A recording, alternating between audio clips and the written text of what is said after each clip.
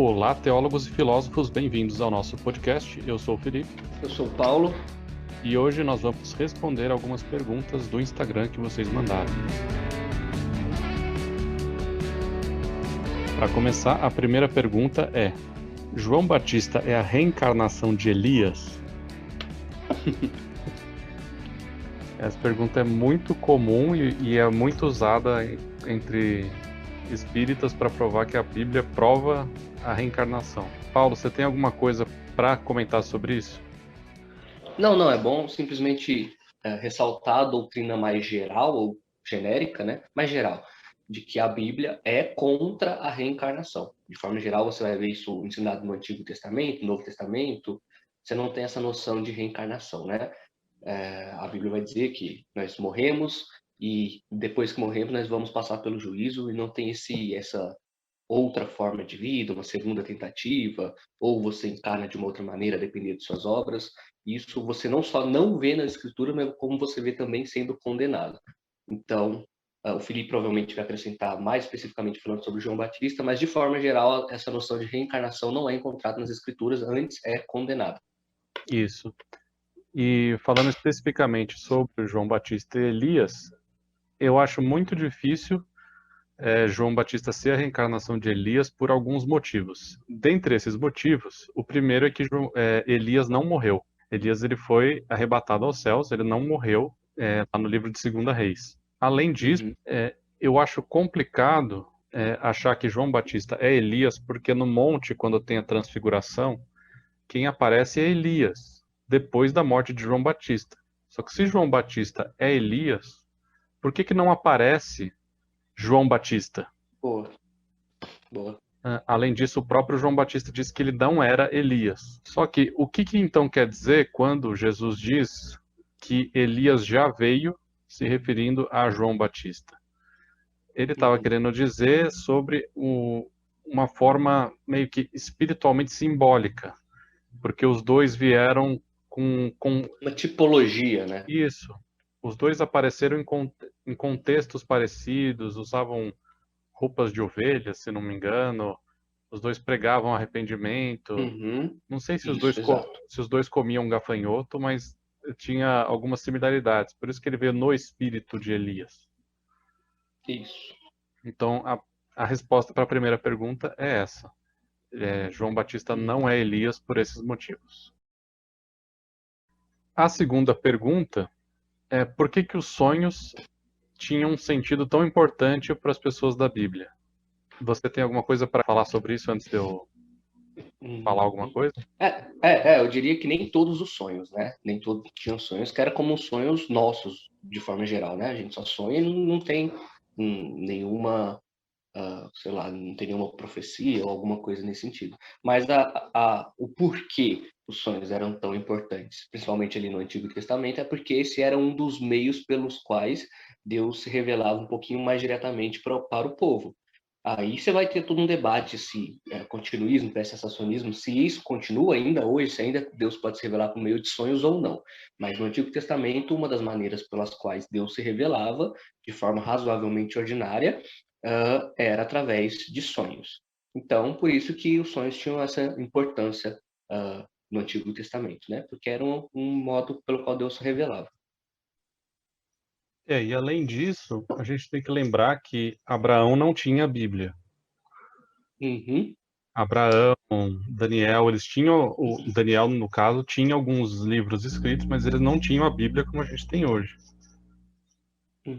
E uma outra coisa que a gente tem que lembrar é a linguagem. Isso tem mais a ver com estudos exegéticos mais atuais. A linguagem de caiu em sono profundo e coisas do tipo, a linguagem hebraica está mais relacionada com o dar uma visão para a pessoa. Então não é que ela dormia e toda vez que ela tinha um sonho era uma visão de Deus. Então o que o sono profundo no Antigo Testamento tinha relação era justamente com isso. Deus causar no indivíduo um estado em que ele teria uma visão sobre alguma coisa. Não quer dizer que todos os sonhos são proféticos, ou até que sonhos comuns sejam proféticos. Não é porque você tem um sonho que necessariamente é Deus falando alguma coisa. Talvez seja só um medo interno da pessoa ou algo assim. Terceira pergunta. Essa aqui é mais fácil, eu acho, de responder. Eu vou deixar você falar mais, porque eu acho que você tem mais para contribuir com ela. Namorar pessoas sem religião é pecado?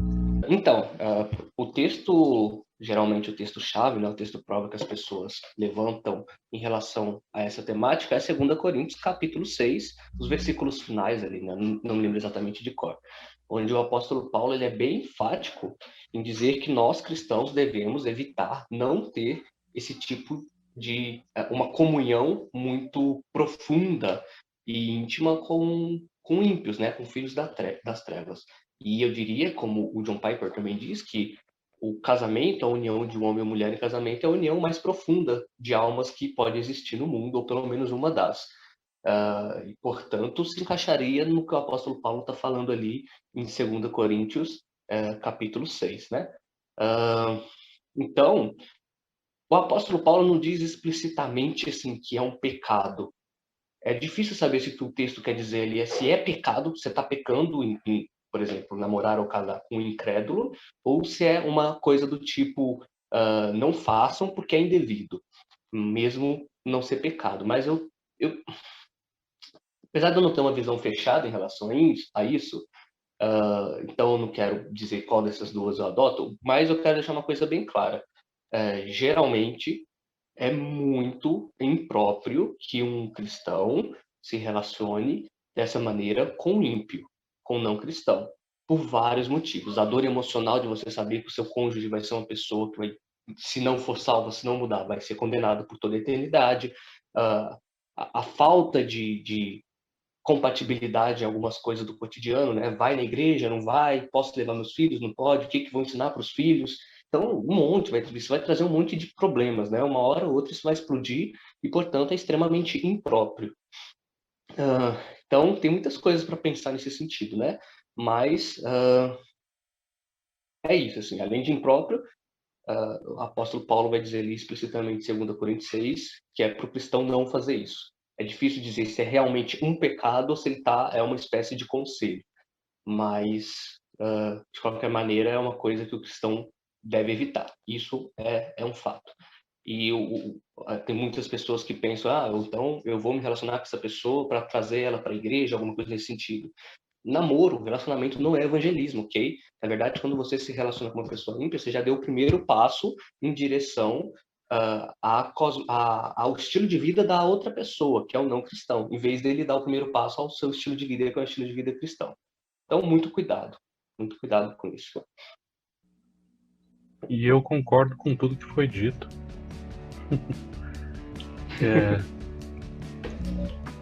Não é bem um pecado, mas é bem aconselhável que não faça.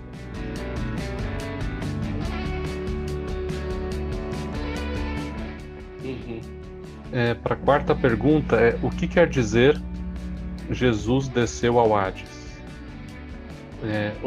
Essa eu deixo para você. Algumas traduções trazem Jesus desceu ao inferno, outras dizem que ele só pregou aos espíritos na prisão. Eu já vi algumas pessoas interpretando esse texto, mas eu gosto mais da visão do Michael Heiser, que ele diz que é uma alusão ao que é dito no apócrifo de Enoque, porque nesse apócrifo Enoque vai até o Hades, eles falam para ele, tenta convencer Deus. Claro, não estou trazendo para uma linguagem bem informal, mas eles falam, tenta convencer Deus de deixar a gente sair daqui e tudo mais. Aí Enoque vai, pede, e Deus fala para Enoque que não. Então Enoque volta para lá e fala que eles não sairiam de lá, eles ficariam lá até o dia do juízo final.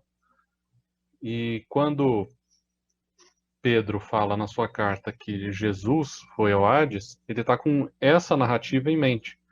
E aí o público-alvo dele também. Então ele fala, ele está querendo dizer, olha, eles não aceitaram quando Deus falou para Enoque que eles não iam sair, e Jesus foi lá confirmar isso.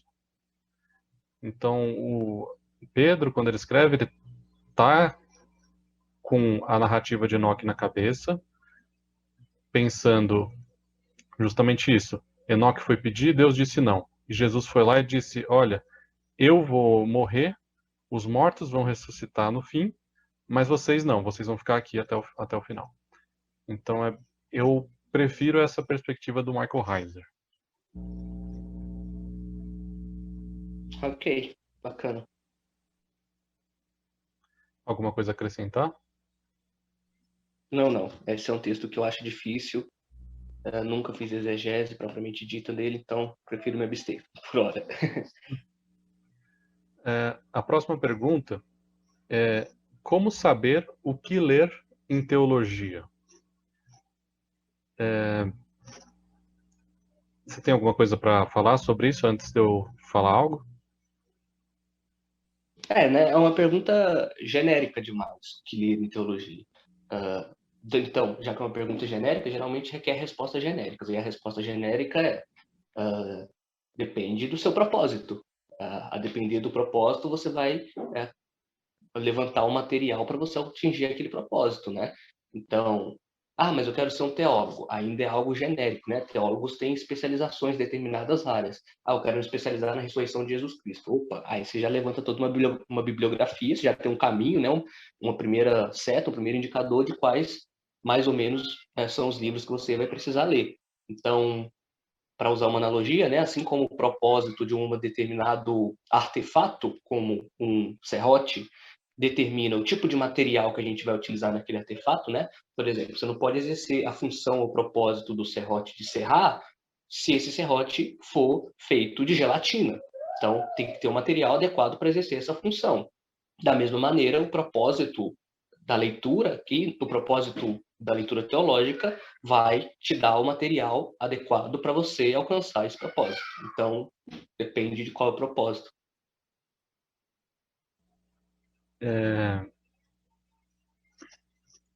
Eu diria que em teologia você pode ler de tudo, mas focar naquilo que você quer estudar. E não é só ler aqueles que são a favor da sua tradição teológica. Eu vejo muita gente, Isso. e acho que o Paulo já deve ter visto muita gente, por exemplo, criticando o molinismo sem ler nada sobre molinismo, só ler os críticos. Uhum. Então, o meu conselho é, se você quer ler algo, você tem que ler todos os lados. Você não vai estudar criacionismo e ler só Adalto Lourenço. Eu, inclusive, diria para não ler Adalto Lourenço. Eu acho que isso é muito comum com alguns reformados de internet hoje, infelizmente. Enfim, até mesmo os próprios reformados já admitem que existe meio essa galerinha assim na internet que muitas vezes não dá um bom testemunho do evangelho, nem mesmo da fé reformada, né? Por exemplo, vão criticar o continuismo, né? Ou o pentecostalismo, ou uma visão mais carismática, sem nunca ter lido ou ter visto os argumentos dos continuistas. Então, vai simplesmente pegar algum argumento repetido de algum reformado famoso, seja qual for, algum grande nome da reforma, dentre os reformados, né? E aqui reformado estou pensando no calvinista, não reformado no sentido de protestante, e vai repetir lá, nós temos o cano, nós temos tudo que a gente precisa, qualquer outra coisa vai, sei lá, vai ser inútil porque a gente já tem o cano, então é desnecessário. E vai ficar repetindo isso, mas nunca leu exatamente uma exegese ou um argumento continuista. Então, o Felipe levantou um ponto muito interessante. Uhum. A próxima pergunta é...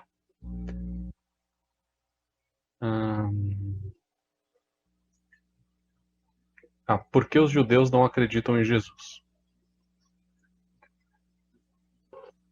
Porque eles possuem uma falta de fé. Brincadeira, isso é redundante, né? Bom, os judeus, eles acreditam no Messias, né? Até onde me consta. Eles esperam por um Messias, eles só não creem, e aqui os motivos podem variar, que Jesus é o Messias retratado lá em Gênesis, em Isaías e etc.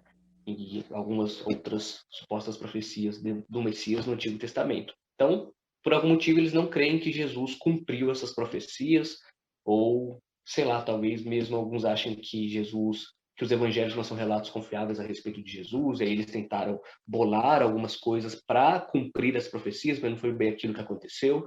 Então, pode variar o motivo, mas o fato é que eles esperam o Messias e por algum motivo eles acham que Jesus não é esse Messias prometido no Antigo Testamento. Isso, eles esperam muito um Messias mais político. Uhum. E na tradição medieval de interpretação do Antigo Testamento, alguns rabis e líderes judaicos interpretam que o servo sofredor em Isaías 53 não é Jesus, é Israel. Uhum. Então, eles basicamente tentam arranjar essas outras interpretações para se justificar por não acreditar em Jesus. A próxima pergunta é: quem é o Uma autor? coisa interessante, Felipe, sobre essa pergunta, existe, e aqui é uma pergunta que eu estou fazendo porque eu não sei, existem judeus que não acreditam no suposto Messias? Ou todo judeu aguarda o Messias? Algum tipo de judaísmo sem messianismo? Eu não sei, realmente. Eu acho que não, mas eu não sei. Eu também não sei. Eu acho que eu já ouvi alguém falar sobre judeus que acreditam que existe um espírito messiânico que cai sobre Israel. Então, a própria nação faz um papel messiânico.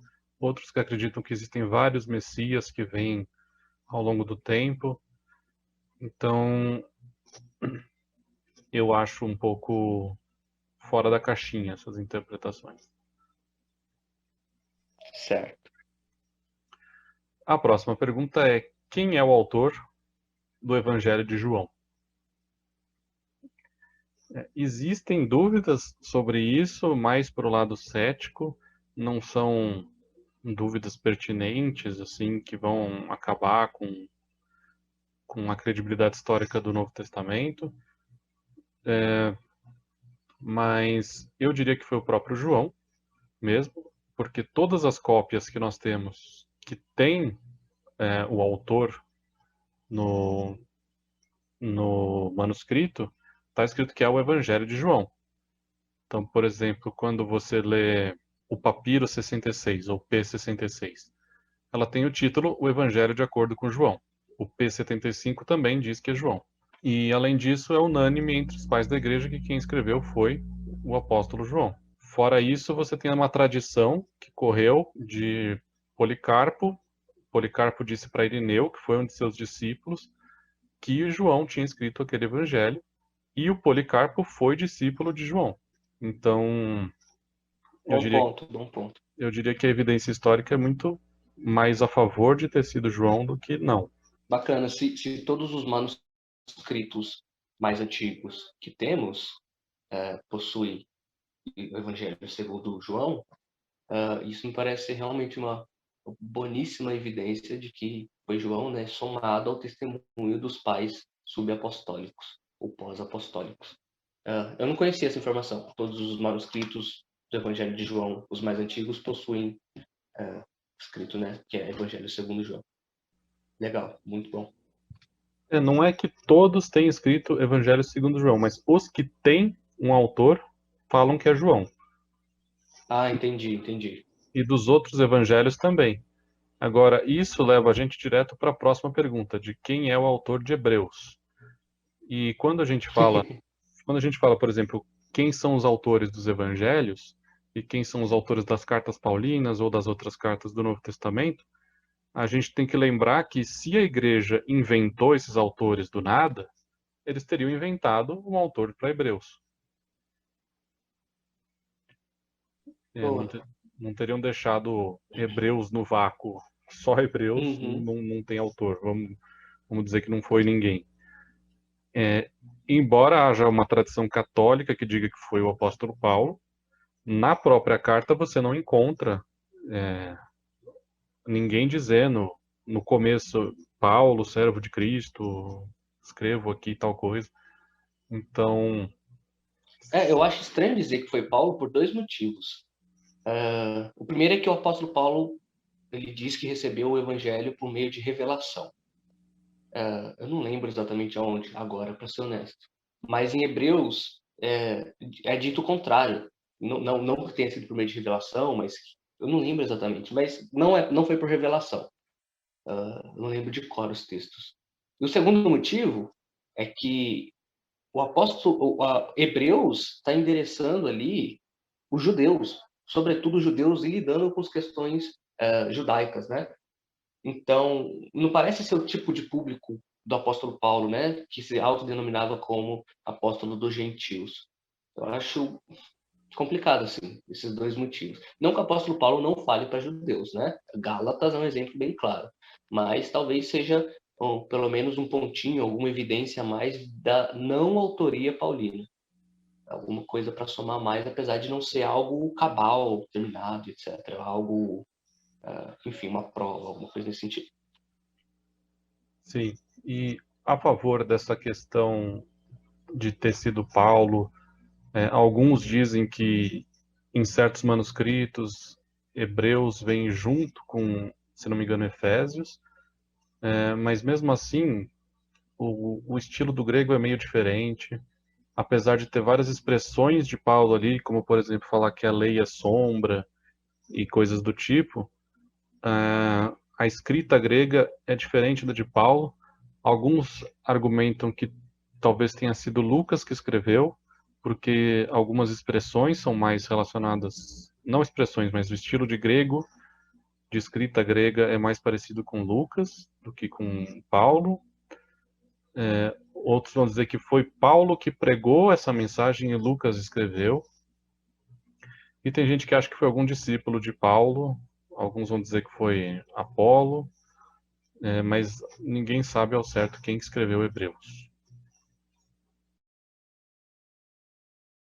Exato, até onde me consta também é algo em aberto. Existem hipóteses, conjecturas, mas ninguém sabe ao certo o autor de Hebreus. O autor humano, diga-se de passagem.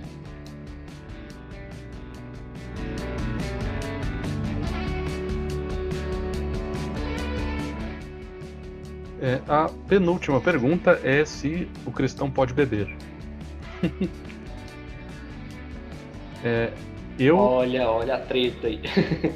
Eu digo que sim, eu acho que pode, acho que não tem problema nenhum beber bebida alcoólica.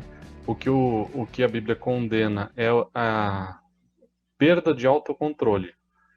Então, qualquer coisa que você faça que te faça perder o controle, como pecado sexual ou a gula, por exemplo, é considerado como um pecado, porque você está perdendo o seu controle.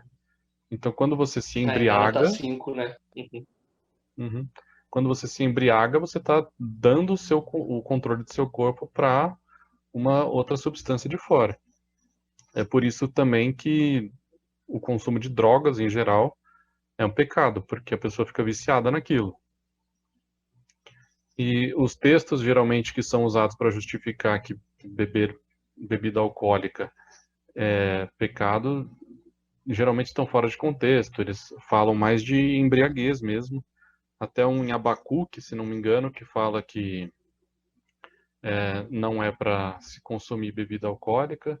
Se você ler o versículo inteiro, ele não tá, o versículo não está tirado do contexto, é meio versículo tirado do versículo. Ele, se você ler inteiro, fala que é embriaguez para enganar mulheres. Para, se não me engano, é isso. Você não deve usar o álcool para forçar algum tipo de relação com mulheres.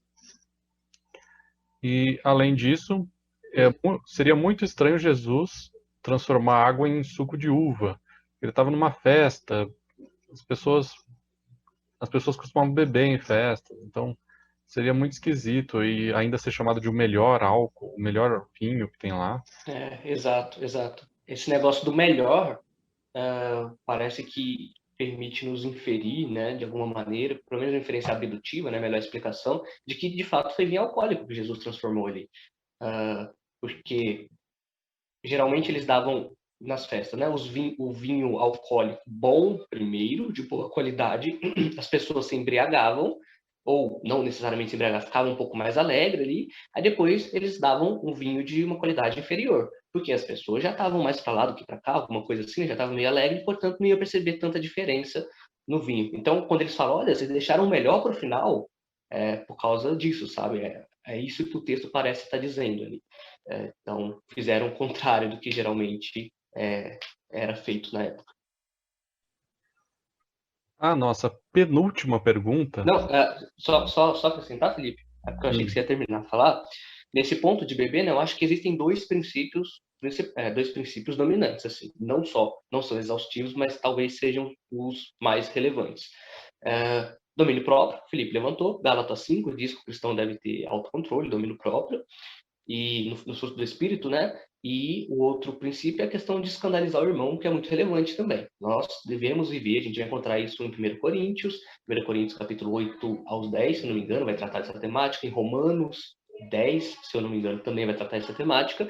Nós cristãos devemos viver um estilo de vida tal que nós levemos em consideração as outras pessoas. Nós devemos ver se nós estamos induzindo ou não outra pessoa a pecar, porque induzir outra pessoa a pecar pode ser pecado, tá? Então, se uma pessoa te vê bebendo e você está tranquilo com a sua consciência, mas aquela pessoa vai e bebe sem fé, você tem fé que aquilo não é pecado e etc. Mas alguma outra pessoa ainda meio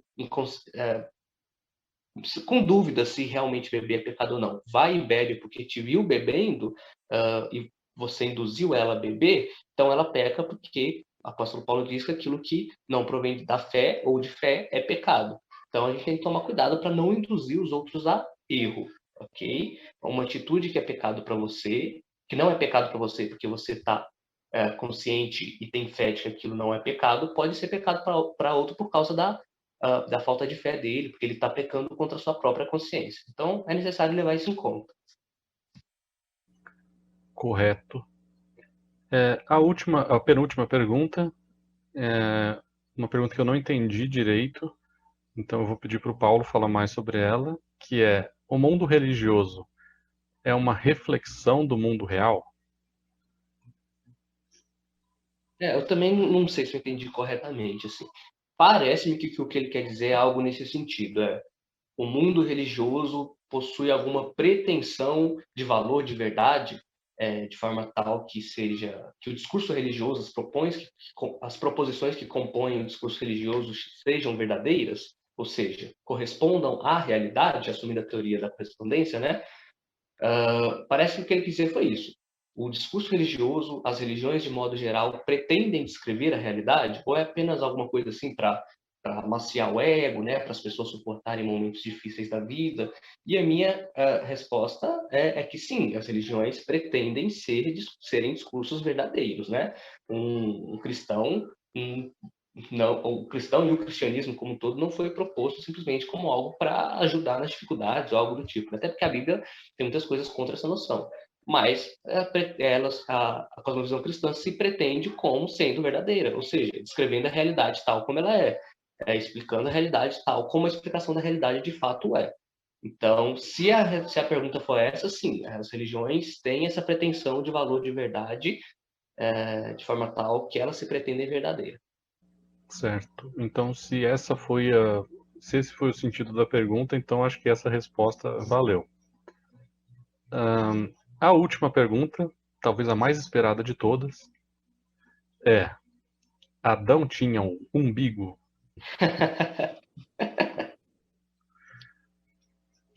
A resposta que eu vou dar, não sei se é satisfatória, mas é a melhor resposta que eu posso dar. E sim, eu vou tentar responder essa pergunta. Depende de como você interpreta a criação de Adão.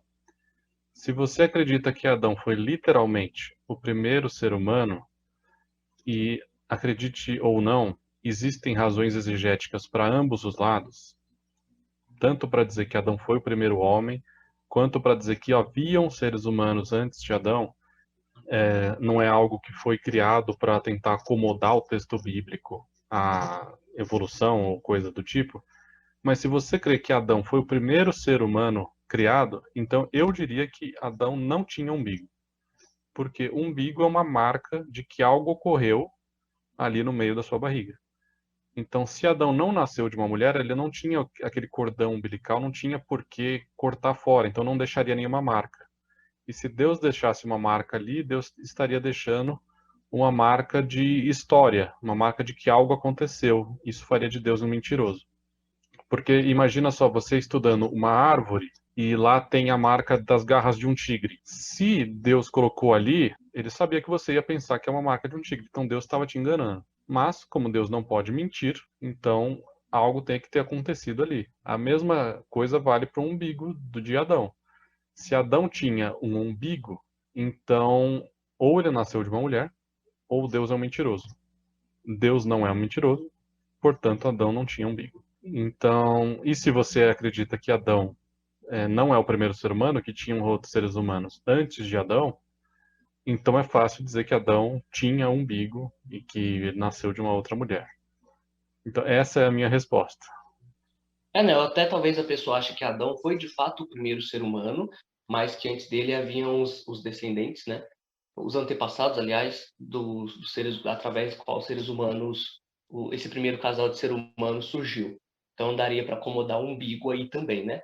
Eu não sei se seria tão longe a ponto de dizer que Deus é mentiroso, porque talvez, por mais que Adão ter um umbigo poderia induzir as pessoas a pensar que é um determinado efeito e, portanto, é uma determinada causa, talvez Deus poderia ter alguma outra razão para colocar um umbigo em Adão, sei lá, para ele ser um representante mais perfeito da espécie humana. Eu não sei, assim, ele é igual nós, sabe? Não sei, estou conjecturando aqui. Mas, de fato, eu acho que é uma pergunta muito bobinha, nem gosto de pensar sobre essas coisas assim. Mas eu acho Então, eu que tô só pensando aqui ao mesmo tempo que eu tô falando. Acho que Adão não precisaria de um umbigo para ser um ser humano. Não, de fato, não é um aspecto essencial, né? Ter um umbigo não é um atributo, propriedade essencial do ser humano. Mas talvez só num sentido mais lato, né? Mais tênue, ou mais brando, de que todo ser humano tem um umbigo e talvez fosse estranho de alguma forma deixar Adão sem, então por isso Deus quis colocar Adão com umbigo, só para ele ser já é um ser humano, né, e etc, faz parte da espécie humana, mas ser ainda mais semelhante com o restante dos seres humanos. Talvez alguma coisa assim, mas não sei até que ponto isso também é plausível, viável, só estou pensando aqui agora, conjecturando. Bom, essas foram as perguntas que enviaram aqui no Instagram. Sigam a gente lá no Instagram, NTLM_podcast. E é isso. Nos vemos no próximo episódio. Então é isso aí. Tchau, tchau. Tchau, tchau.